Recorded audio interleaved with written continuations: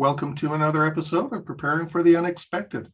I'm your host, Alex Fullick, and as always, we like to talk about things related to business continuity, emergency management, resilience, COVID, well-being, continuity plans, anything that helps you, your organization, or your community prepare for, respond to, and overcome adverse situations. If you'd like to be a guest on the show, please feel free. You can find me on LinkedIn. I'm the only Alex Fullick there. I'm really easy to find, and I do respond to everything I get. Alternatively, you can just go to alexfullick.com and you can reach me that way. Longtime listeners and viewers know that I presented at the BCI World Conference in 2021, and my hope was that I would be able to get some of those speakers to come on the show and talk about their topic or another topic. Today, I'm lucky enough to have one of those speakers. Joining me from Nigeria today, and I've never spoken to anyone from Nigeria before, so I'm really looking forward to the different perspective and learning some new things here. I'd like to welcome to the show the author and presenter, I should say, of A Resilient You, Practicing an Effective Continuity Culture at Work and Home. I'd like to welcome to the show, Modebola Olowu. Modebola, welcome to the show. Thank you. Thank you so much, Alex. I'm so happy to be here, and I'm looking forward to sharing my thoughts as well. I'm looking forward to this too. Now, I want everyone to know there is a little bit of a delay between Modebola and myself. So I want to apologize up front if sometimes it seems as though we might be talking over each other. It's, just our wonderful technology and the way it works sometimes.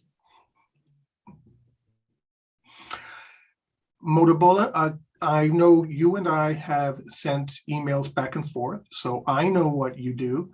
Could you take a minute or two to talk about yourself, what you do, and how you got into what you do? Awesome. Thank you, Alex.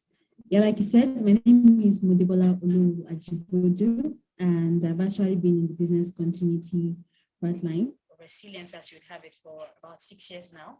And I just happened to walk into it, really. There was this opening in one of the units where I used to work some times ago. And while rotating at that point, we got to hear about business continuity, and I was wondering, what's this about? Really, I was so curious. And at that point, we got to know, you have redundancies in place.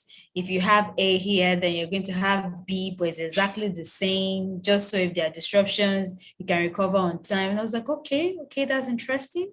And over time, I just happened to stumble upon BCI online.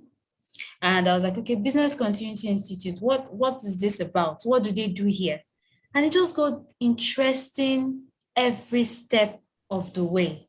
And I also happened to learn hands-on in this field.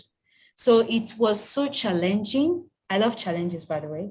So it sort of suited my innermost core. And I was like, okay, you know what? I've always been passionate about helping others. That's one strong strength I have. I so much take so much joy in doing that. And I was like, okay, yeah, this field aligns with where I see myself in the future, where I can talk to people, where I can help them build resilience, where I can help them build themselves. I've gone through so much, and it will be nice to share the story, to hear from others, to help them grow, one individual and organization at a time, one after the other. So that's it for me. I'm here just out of sheer passion, really, nothing else. Wonderful. I like that. This is going to be good. I have your presentation here, and I can tell even just by reading some of the bullet points that you're going to be quite passionate about what you have to say. Thank you, Alex. So let's jump right into what you were talking about. Let's talk about resilience. Does it mean something different for work and home, and how do you define it? So thank you very much, Alex. I would like to take the question from bottom up, which is, what is resilience? And I'm going to tell the story of an experience I had yesterday. I happened to go for an inter-house sports competition where we had age grades like from 3 to 8, participate in different kinds of sports and activities. And there was this relay race where we had an all-girls 400 meters race. So at the point where the last leg, which was to cover 100 meters, she was to continue on the journey our other participants had started. It was up to her to redeem our team, so to say.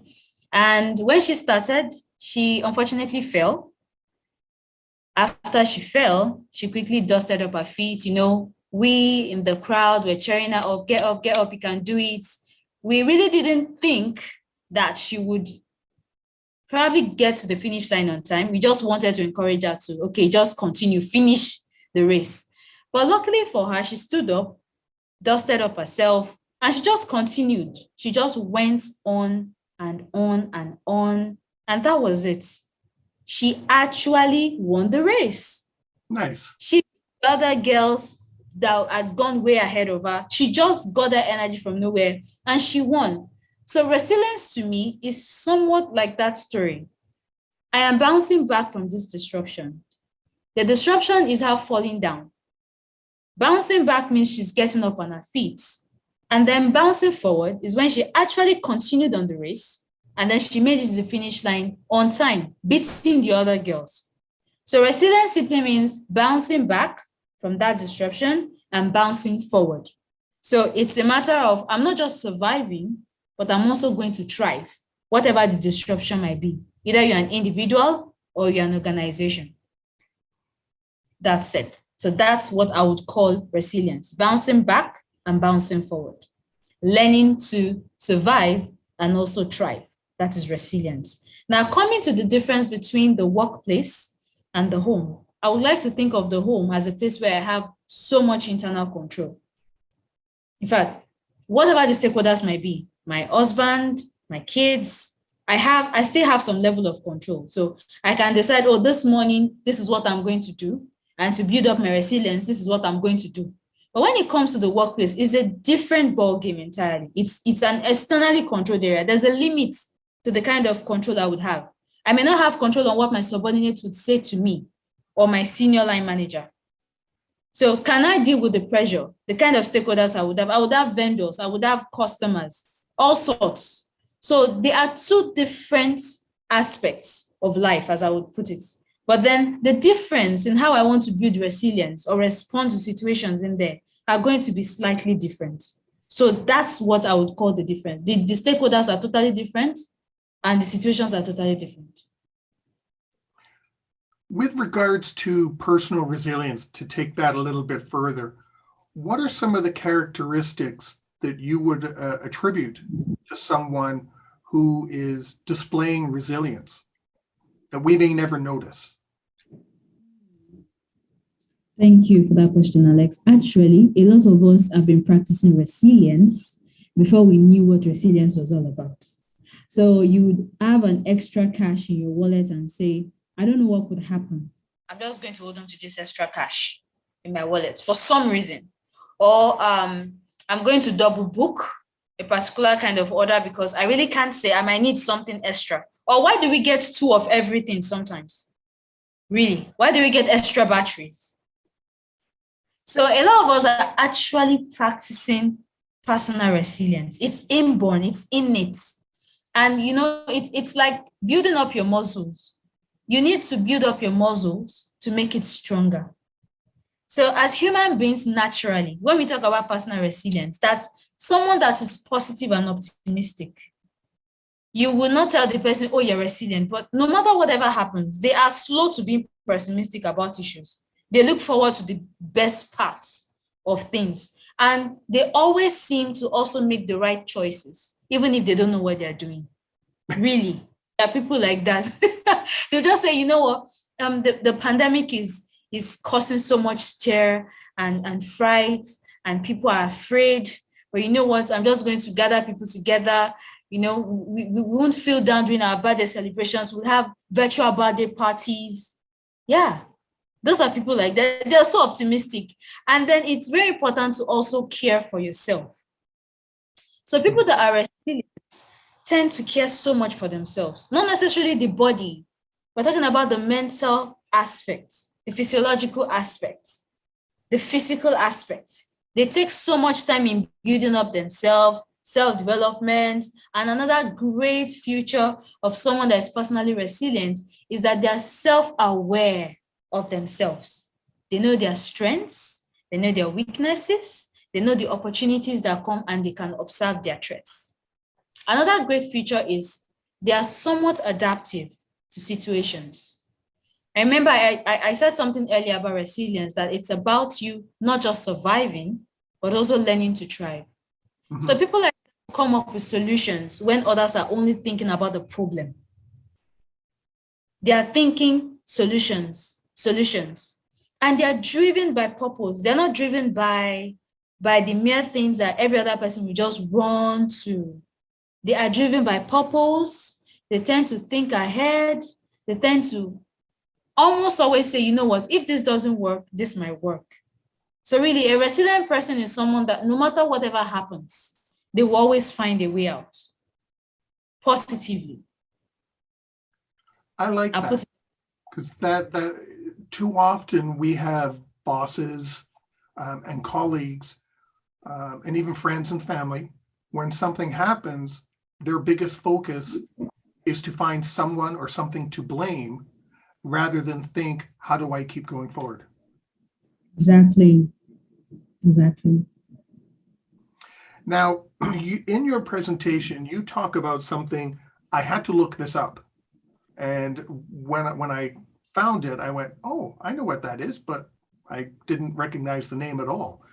And I hope I'm saying this right. You talk about the art of Kintsugi? Kintsugi. What is the art of Kintsugi? All right. I happened to stumble upon this beauty sometimes, I think last year, and I was just doing this rough research on resilience. I had a presentation to university students. And when I came upon this interesting part of resilience, I was amazed because it did something to me that I probably not experienced in a long time. So it's an ancient Japanese art that is being done to precious metals, precious golds, marbles, name it, whatever the material is. So for instance, when a Japanese bride is getting married, there's some sort of, what do we call them now? Like fine chinas, so to say. So pack them, they're like bridal accessories. Even here in Nigeria, we have things like that. During the traditional marriage, there are some pots, some things they gather for the bride when they are going to your husband's house. So in some cases, in the process of carrying these things, moving them from one place to the other, they get broken.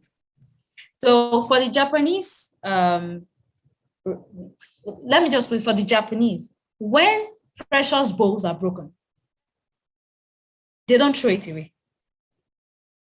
So they gather the pieces together and then use the best element on earth, gold, to put it together again.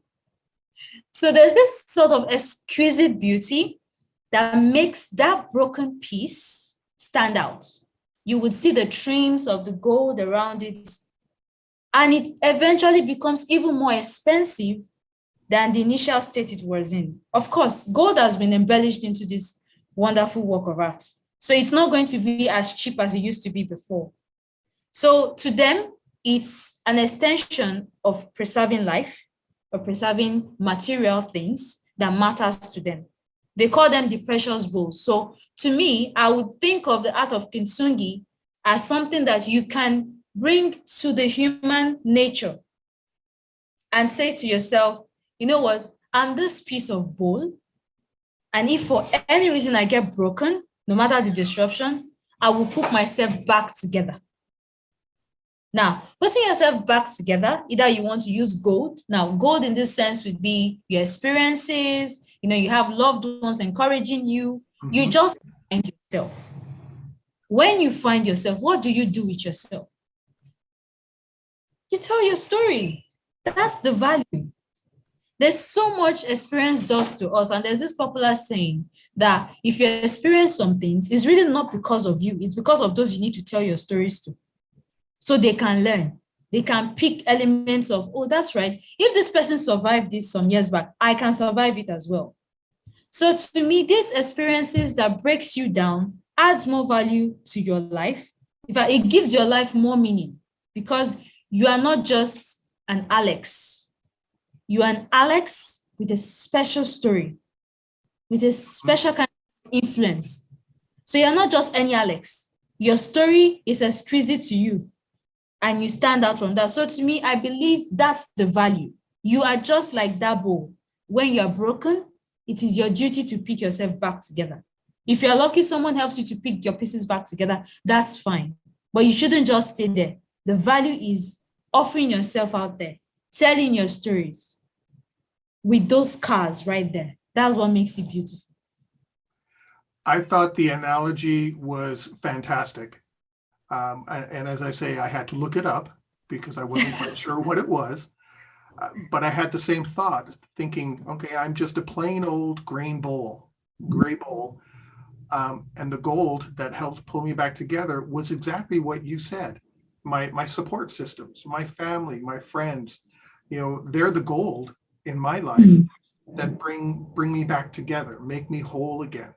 And I think it's a fantastic analogy, not just for resilience, but also my own well-being and mental health. Yes. To know that I have out there surrounding me, next door neighbors, friends, family, I have gold out there. But a lot of people don't realize they have that, right? I do. I totally agree with you. In fact, people will tell you, especially in this part of Africa. So this part of Africa, you really can't tell people your plans because there's just that imaginary thought that, oh, someone is just going to come, some supernatural spiritual power is going to pull you down.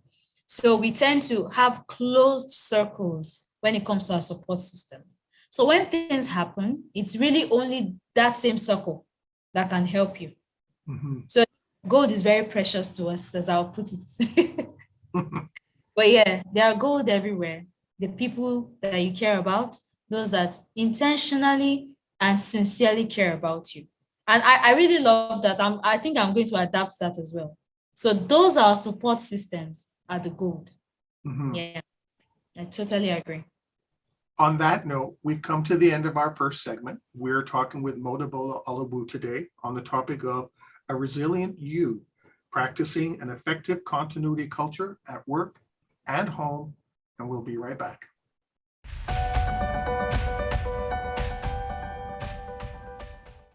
Welcome back. Today we are talking with Modebola Olowu on the topic of a resilient you, practicing an effective continuity culture at work and home. Great first segment, Modebola. I really enjoyed the talk, especially on the Kintsugi. And I really recommend everyone take a look at it. It's a fantastic analogy. Now let's talk about the next part of what you presented at BCI, and that had to do with cultivating resilience. And the first thing that you talked about was the me strategy. What's that? All right, thank you, Alex. The me strategy, like I said earlier, about those who have built personal resilience over the years, are those who understand themselves. The me strategy is when you pay attention to yourself. So if you really want to say, I'm a resilient person, for you to build on resilience, you must understand yourself. It's like seek first to understand before you're understood. So in this case, you really want to take your time to understand yourself. What are my strengths? What are my weaknesses? What kind of systems do I have in place? My health and fitness systems. What regimens do I have? What routines do I have? So you're paying attention to your physical health, your physiological health. You know the kind of support systems you have. Alex, you spoke earlier about your support system being your gold. So it's at this point you need to recognize who your support systems are. Is it my family? Does it include a friend that is dear to me? Does it include my grandparents? So the me strategy means you're paying attention to yourself. It's me. And my strategy is I want to understand myself, my threats, my opportunities, my weaknesses, my strengths, my support system, and most importantly, I want to build a portfolio that allows me to build my resilience, one of which is staying connected. This really helped a whole lot of us during the pandemic lockdown. Here in Lagos, we were home for close to 6 months, if I'm not mistaken. And the only way we could pull that off was because we were connected. Thank God for technology. A friend of mine celebrated his 30th birthday virtually. It was crazy. We had virtual parties. So, but that's part of being connected. It could have been depressed and said, oh, COVID did not allow me to celebrate my 30th birthday. It's a milestone, but I could not do anything. But we had online games. We were dressed up. We looked good. I was the MC. It was really good. It was a good party. So staying connected also talks about the kind of connections you have, besides your friends, your mentors, your guarantors, your sponsors, your colleagues at work. At that time, we were encouraged to have video calls on Teams at work. So you're not just hearing the audio part, but you get to see yourself, you get to talk. And then HR would also check on you, or how are you feeling? That's your mental health. So there's a whole lot of health care when it comes to staying connected as well. It helps you tick so many boxes. And it also helps you to have a positive mindset. So the me strategy means I understand myself. I know what triggers anger for me. I know what pisses me off. I know what makes me happy. I know what I can do to make others happy. I know my support system. I know me. Really, that's it. So for you to be a resilient person, you can't be resilient if you don't understand yourself. Because at that point, then you will do basically what every other person is doing. It's like someone that has low, how do I put it now, that is lactose intolerant. And then because you have no idea you're lactose intolerant, you go for a coffee that has serious level of full cream, or you go for full cream milk, or you just take some sort of food material that has high level of lactose. So in this case, you don't know yourself, so you're hurting yourself, you're harming yourself. So you must be able to understand yourself to grow. And like I said, resilience is like your muscle. The more you use it, the stronger it becomes. So if you want to build resilience, you must first understand yourself and build yourself. That's the me strategy. Do you have any suggestions for people, as you put it, looking at yourself, for those that you find that difficult to look at themselves? You know, I mentioned earlier, when something goes wrong, some people are looking more to find blame and fault in others rather than taking a look at themselves. So do you have any thoughts maybe? And I'm not I'm not trying to put you on the spot or anything. That's okay. Do you have any suggestions okay. for people? Yes, I do. Find that difficult? Yeah, I do. So it's fine. A lot of people don't like to look at themselves in the mirror for so many reasons. I don't look good. I look this way. I'm dark. I have scars. But then it takes somebody else to see that beauty, or to tell them, no, you don't look this way. You actually look pretty. You look handsome. You are more than this. You're more than the physical. And a lot of times that helps them to find confidence. And they manage to take a peek, then they can see themselves in the mirror at the long run. So it's the same way. Being self-aware or understanding yourself is like looking at the mirror. When you look at the mirror, you see yourself. So when you can't find the courage for any reason, either because you're lazy or because you feel I'm too stressed to do that, or I'm not ready, I'll just rather put the blame on somebody else. A lot of times it takes, in this case, I'll make it easy, your support system or your close circle to help you to find it. If you feel, I don't know my strengths, or I don't know what makes me happy, you could ask the closest person to you and say, what do you see in me? What did you notice that if I do it, I'm always excited to do it? Those kind of questions can help you to find out maybe what makes you happy. Or what do you think I do so well, so well? That could be your strength. Or what do you think I don't do so well? Do I talk to people brashly? Do I come aggressively to people? Am I assertive? So ask questions, and you would find that in the other strategies I mentioned. So it's sort of interwoven. if you don't understand yourself, you need your community to find the answer. You can't do everything by yourself. In fact, the truth is, a resilient person will do so much, but the community will do so much more. That's how it works, really. So yes, to circle back with what you were talking about earlier, find that gold, that little piece of gold. Awesome, Alex. That's it. Find your gold. Yes.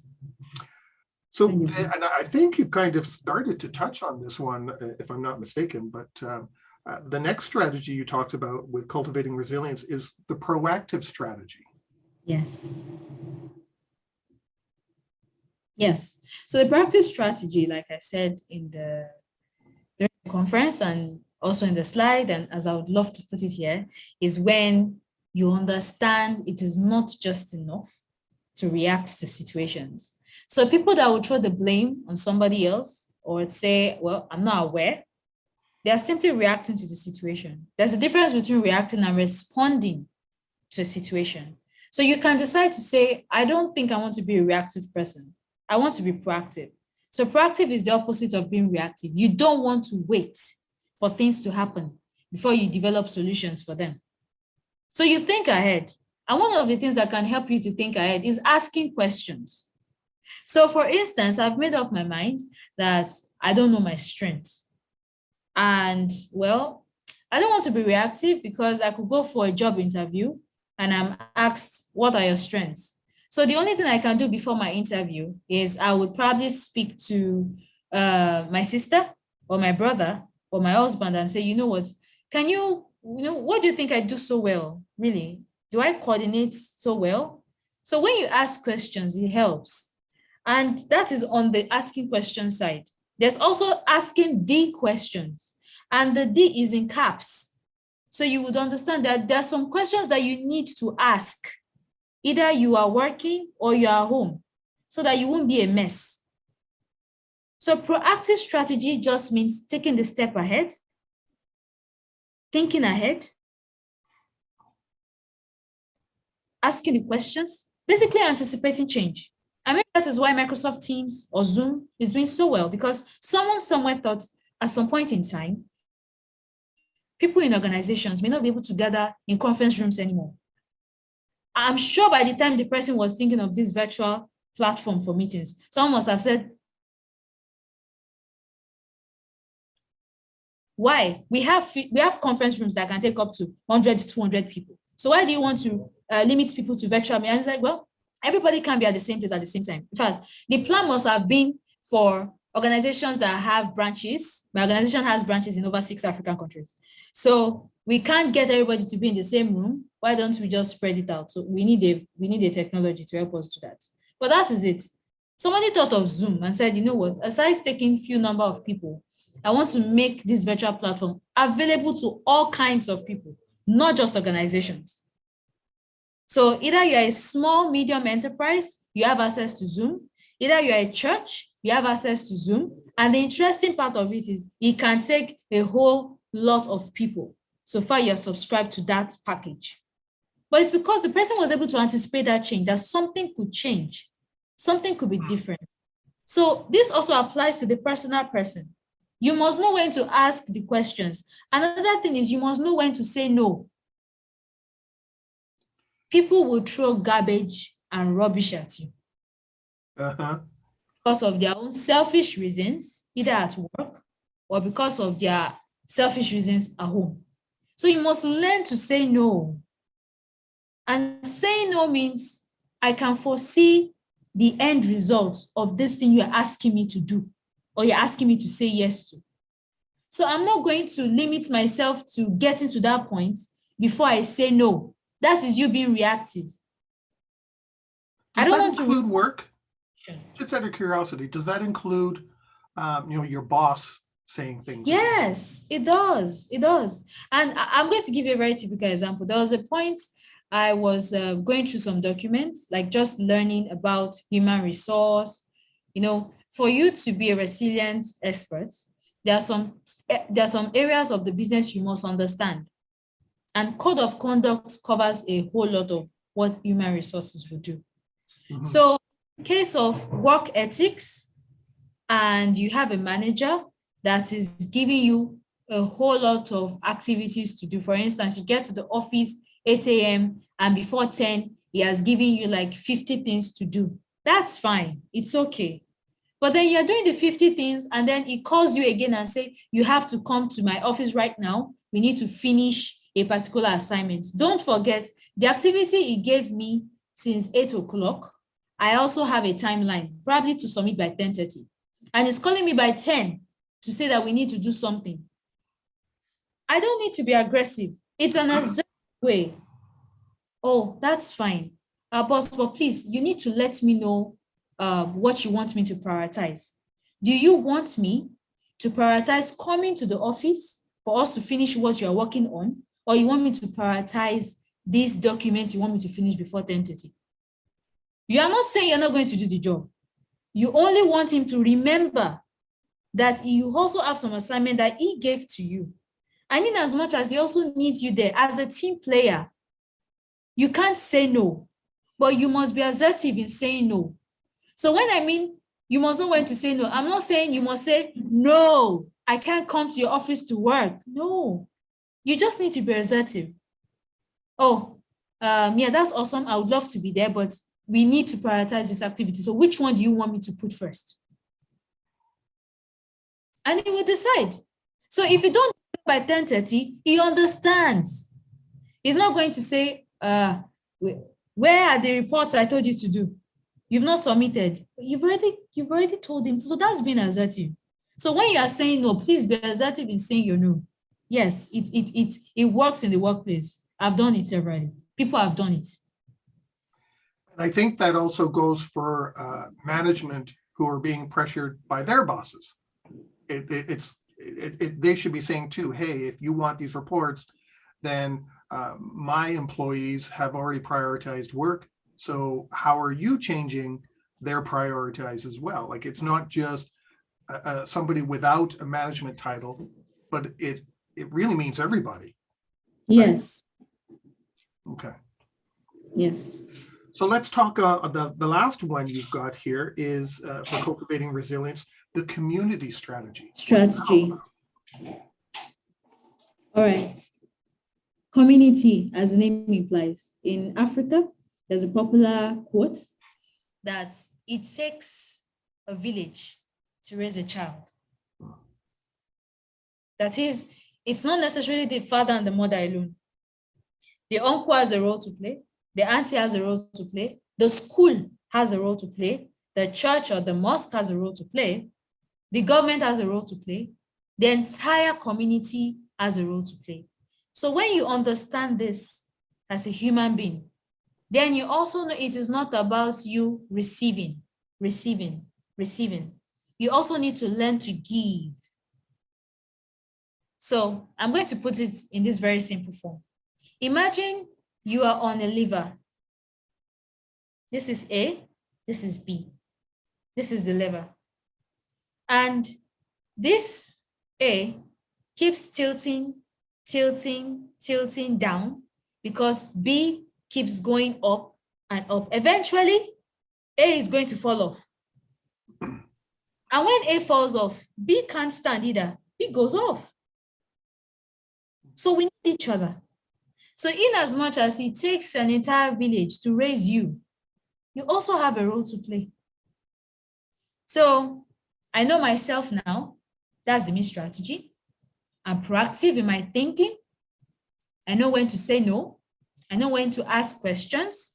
I know how to anticipate change. The next thing is, to some level, I've gained a momentum that I can use to give back. Now, don't forget, when you're giving back, you're also finding balance. So rather than shooting up like B, you are shooting up at a balanced level. A and B are going at the same distance. That is finding the balance. The community strategy helps you to find balance with yourself and your external factors. That's the simplest way to put it. So this also helps you to build skills. Skills like you must learn to be collaborative. And a very simple example really is this interview we're having, Alex. We have preparing for the unexpected. it appeals to a community of people that want to build their resilience. Even if it's people that are already in the resilience field, they want to learn more. And then there's me. I know myself. I'm proactive. And I know, well, people are looking out to learn more. So I collaborated with you, or you collaborated with me and said, you know what? You are an expert in this field. This is my platform. We're collaborating. That's the community strategy. That's why BCI exists. We need BCI for that community. That's why we have DRI. So if you can't see beyond yourself, you can never be resilient. If you think resilience is only about you, you are mistaken. And that's why we have firemen. We have the police. We have the astronauts. We have so many people, we call them frontliners because they're resilient. They are not resilient because they're firemen. They're resilient because no matter whatever wants to stop them from saving a life, they still make an effort to save a life. So for me, community strategy is finding the balance, looking beyond yourself. And I give a very simple example about the Community Resilience Volunteer Week that BCI does every year. It has been a tremendous platform. So if you're a BCI practitioner and you are doing what Alex does, or you are doing what I do, this is a good opportunity. If you've not seen any reason to give back, it's a good way. If you don't know where to start from, you can reach out to me. I can guide you. So it's important that we understand that aside ourselves, we need to see beyond ourselves. In fact, I always tell people, Alex, you are not here in the face of the earth for yourself alone. You are here because of LG, because of the people that you are a support system to. They need you. That's how it works. That's the community strategy. That's inspiring. Thank you for that. That's really inspiring. And I hope people paid attention to that message because that's inspiring. On that note, we've come to the end of our second segment. We are talking today with Modebola Olowu and on the topic of a resilient you, practicing effective continuity culture at work and home. And we'll be right back.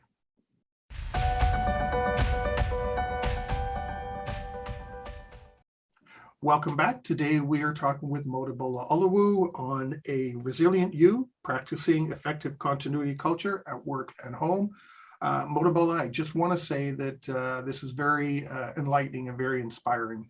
Thank you very much. It's nice to have a different perspective on things, a human approach to things rather than someone talking about a methodology or a vendor approach or something like that. You're adding a lot of human aspects to this, and I really appreciate it. Thank you very much. You're welcome, Alex. For the last piece we're going to talk about in our last segment, we're going to talk about crises and their opportunities. Can you talk about those? Oh, yes. Some years back, I came across a book, and it's a book on operational risk. And operational risk tends to talk about name whatever the risk might be when it comes to operations in an organization. I would like to bring that home to a human being.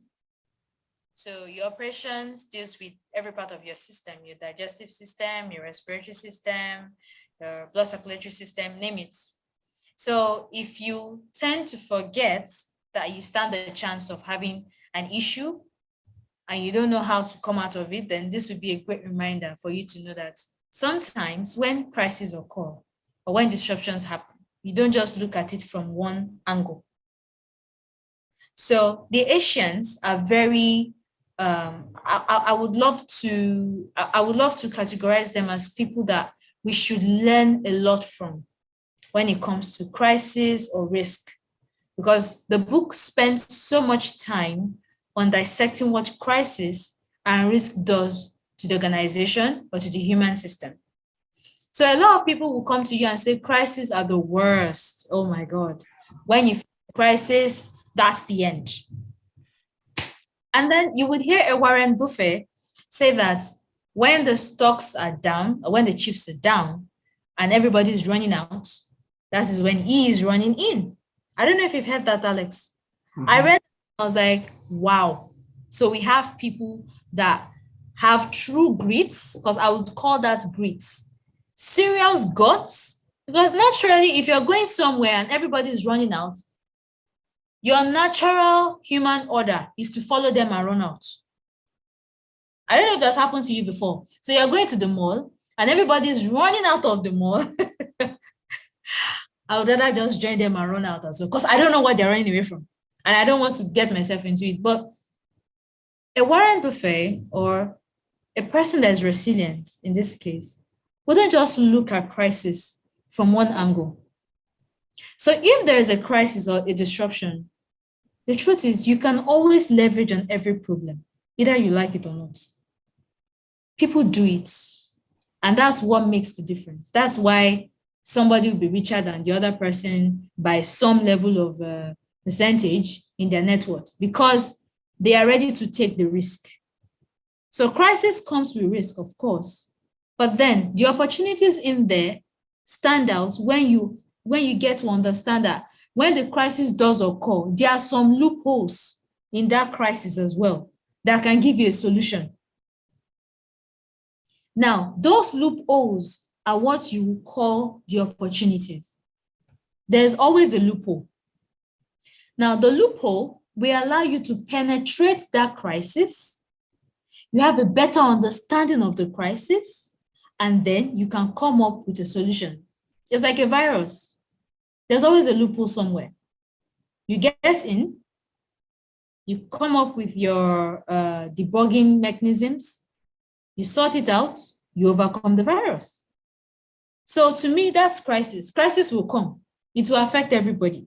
But are you ready to look through the loopholes? So the loopholes are the opportunities. They're just stacked in there somewhere. And I made an example here that talks about Kaby Lane. Is the second most followed person on TikTok right now. I don't know if you've heard of him before, Alex. He's so popular. And what it does is whenever he sees a video that has to do with an overly bearing situation, for example, you want to open the cap of your water bottle, and because it seems so hard, you go and get a machine to remove the cap.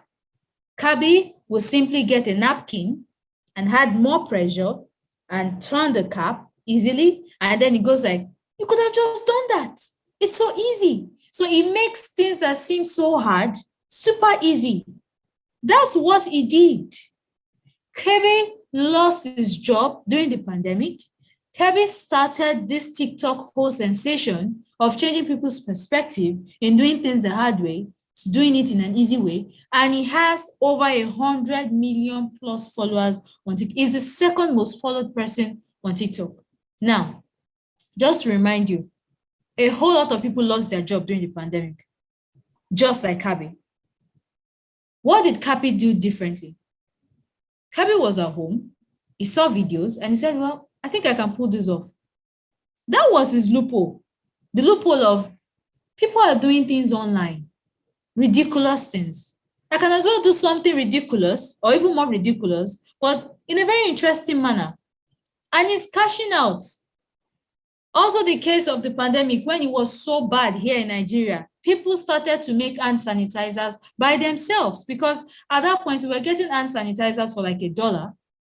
And when the pandemic happened, we were getting it for like $100. It was so bad. The rush was crazy. So people started to do hand sanitizers by themselves. Churches started to do giving to church members. And the interesting part is the price went down. It went down. So there's so many opportunities in crisis. Some will capitalize so much on it and make so much profit. Some are nice. Some will capitalize on it in a very mad manner and still be able to help people to afford whatever it is they're selling. So either it's a service or a product, whatever it is that comes to you as a burden or as a disruption, you can always leverage on it. You just need to find that loophole. Just find it. It's somewhere there. It's hidden. You have to find it. So that's it. How do you go about, when there is a crisis or something happens, a lot of people, their first response and action is to run around like a chicken with its head cut off, just panicking.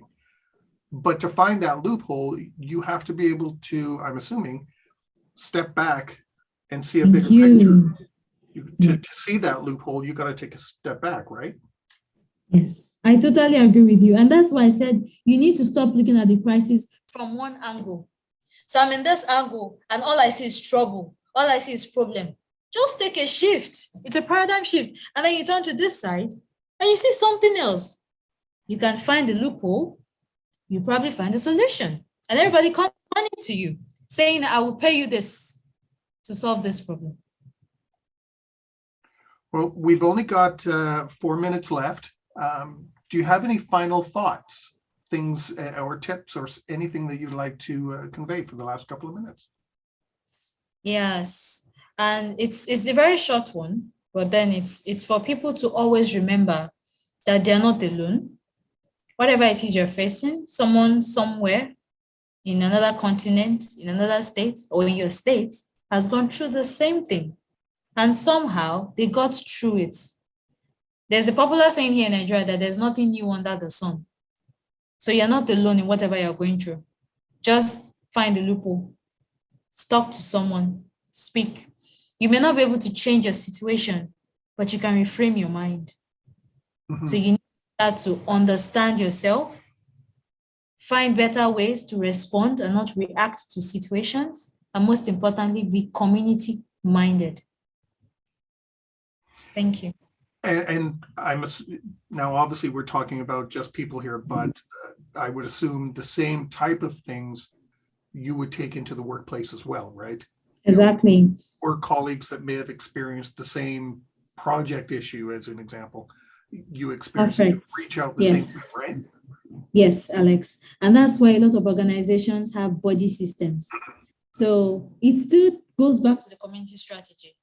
So you have a body, and you can always tell your body whatever is going on. Usually a body would be a senior to a junior. So if it's a senior issue and you raise it, I think I've worked on this kind of project before, or I have someone that has worked on it before, or even if it's in your unit, it gets better when you talk to someone. Open up yourself, be visible, be you, really. You can't continue to hide. You can't continue to hide. So you must see beyond your problem. You must learn to see beyond your limitations. On that note, we've come to the end of the show. Modebola, I want to reiterate what I said earlier. This was really inspiring. You conveyed a lot of different ways of thinking. I think a lot of times people look at some sort of a methodology to make themselves resilient, or being told what they shouldn't do, without really taking into account the human aspect of things, how people really think and respond. And I really found this interesting because you did. You really brought you talked about the human side of things, rather than a methodology or a book or a standard or something like that. So I really want to thank you for talking with us today and coming at it from a different direction. It was a huge honor. It's my pleasure. And I really can't wait to do this some other time, probably another topic. Great time. Thank you so much for having me. I think we will, at some point, because I really enjoyed this. So thank you very much for sharing your expertise and time. I greatly appreciate it. Thank you so much. Thank you so much. And to everybody listening and watching, stay prepared, everybody. Oh, and go find your gold. Till next time, everyone. Thank you. Bye. If you liked that video, thumbs up. If you didn't like that video, thumbs down. But leave a message and let me know what your thoughts are. If you'd like to be a guest on the show to talk about something related to business continuity, disaster management, COVID, personal well-being, anything that's relatable to those subjects, you can reach me through my LinkedIn profile, which is in the video description. And of course, don't forget to subscribe. In the meantime, stay prepared, everybody.